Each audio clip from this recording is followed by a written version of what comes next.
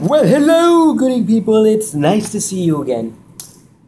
So at this point, I just feel like there is no denying two factors after reading this chapter. The first is the one that's been stated way back that many people were, on this side, many people were on this other side, but at this point, like way back from last chapter before that, I just gave up on just trying to be a little bit more optimistic.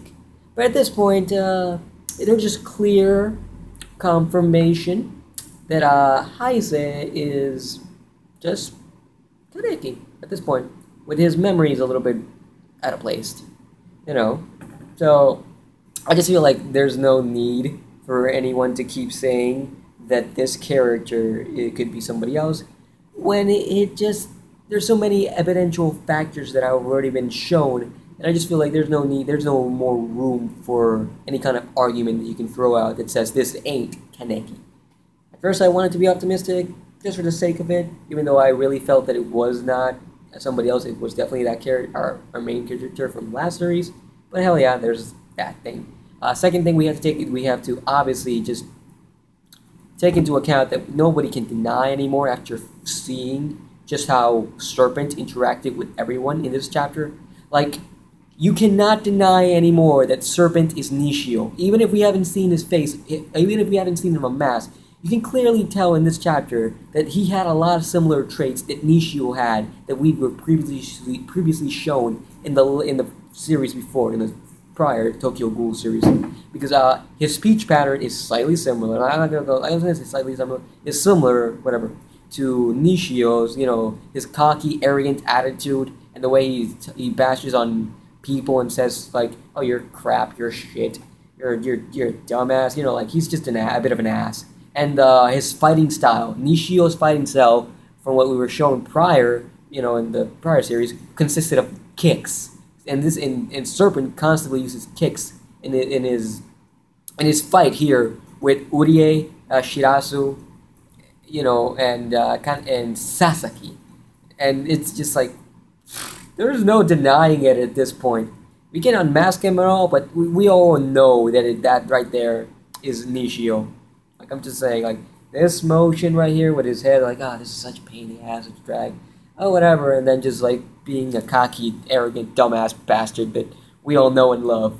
But yeah, those two things aside, I think we should get to the actual review portion, or just talking more so about what happened in this chapter.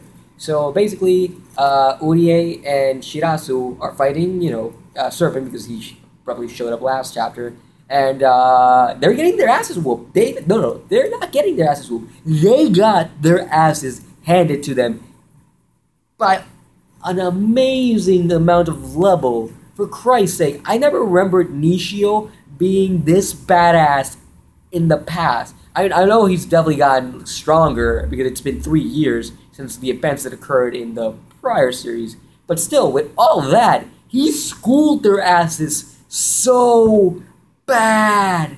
They hardly landed any kind of attack on him. And any kind of attack that they did land on him, he just did not get injured. He didn't have one single scratch at all. He just whooped ass from left to right. And nobody just could do anything about it. And I was like, shit. He's grown quite strong from this time skip that we had. It's like it also shows that our group of half ghouls are just no match, for an S-rated ghoul at this high caliber and level right now. They're no match for an S-rated ghoul. And we saw investigators in the past that fought against S-rated ghouls and SS-rated ghouls like it was nothing. They struggled, but they fought to their hearts, content, and just and they threw quite a few punches that made the fight just look amazing.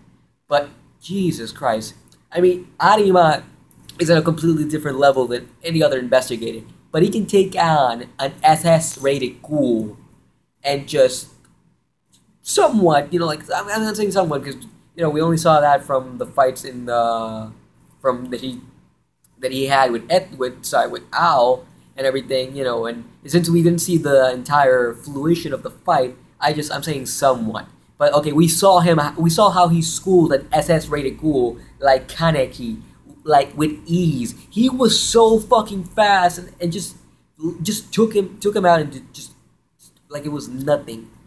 And that's Arima, but he's the top, investigator and everything for the CCG. But still, even with these ghouls, even with their kagunes, their kagunes, they can't take on Serpent that is just on another different scale caliber of strength than they are. They have to definitely know that they're no match, and they have to get stronger by a lot. Just Jesus fucking Christ.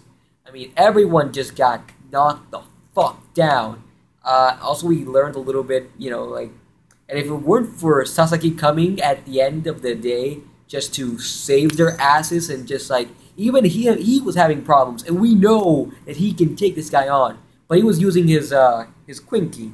He was just like going at it as best as he could, but then he got sucker punch or sucker kick to be more precise by Serpent and just thrown way off.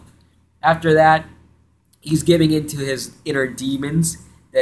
His inner demon to be more precise, which is his dark, his white-haired Kaneki side, which I'm like, oh god, this is like immediate confirmation, in a sense, and it's also showing that the psychological problems are still within, Sasaki or Kaneki at this point, and it's just like, oh crap, he's giving into those demons of his, and he's giving into that dark Kaneki side, and it was awesome seeing him at the end just start cracking his fingers and everything, and then just shooting out a bursting, flaming Kagune, which we're just so psyched and just thrilled to just see to come in the next chapter. We want to see that fight, that throwdown. It's gonna be amazing. I'm pretty sure after he already unleashed his Kagune, Serpent ain't gonna be no fucking match for Sasaki. Sasaki is gonna school his ass. He might have a few problems because he needs to get used to, because he's been out of the game for a while, using his Kagune and everything. So I'm pretty sure, once he gets a little bit of grooves of it, Serpent's gonna get a few punches or kicks here and there. But at the end of the day, Serpent is gonna get schooled by Sasaki next chapter. Oh man, I can't wait. But yeah, there's that. That's right there. Also, we learned a little bit more about Urie and his past.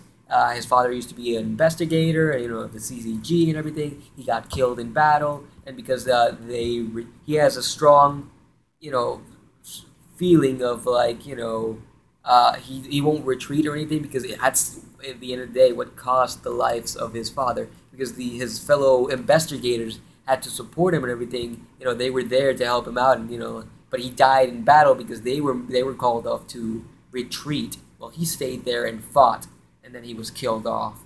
And that just, it adds a bit more to his character, which I like. He has more depth, and I want to see more of his story. I want to see more of Mutsuki. I want to see more of Shirasu. I want to see more of everyone, all their backstories. I want them explored to a reasonable level that I can be like, yeah, I understand where you are, what you are right now. I mean, we dived in a little bit of it last chapter with Mutsuki, and now we're diving a little bit of it right now with Urie. I can't wait until we dive with Shirasu. Like, all of them have their reasons for becoming what they are and doing what they do. So, so far they don't. Not all of them seem like compelling characters, but slowly and surely they will seem like very lovable and characters that we just want to see constantly. Because I fucking hate Urie. Like, he is just such a dick. But I understand that there's a reason why he is the way he is, and we will find out soon enough. And it obviously, possibly in the near future, he'll loosen up a little bit and not be such a jerk. He'll still be a jerk, but a bit less of one. So yeah, I think there's not much to it. Like, this chapter was just a straight up brawl between Shirasu, Urie, and Serpent, and how they got their how Serpent just schooled their asses, and then Sasaki had to come at the end of the day and save them, and then it's also a bit of setup at the end for an epic fight. It's to come next chapter. So yeah, that's as much as there is to this chapter. It was a good chapter. Don't get me wrong, I loved it, but there's not much to it. It's just that.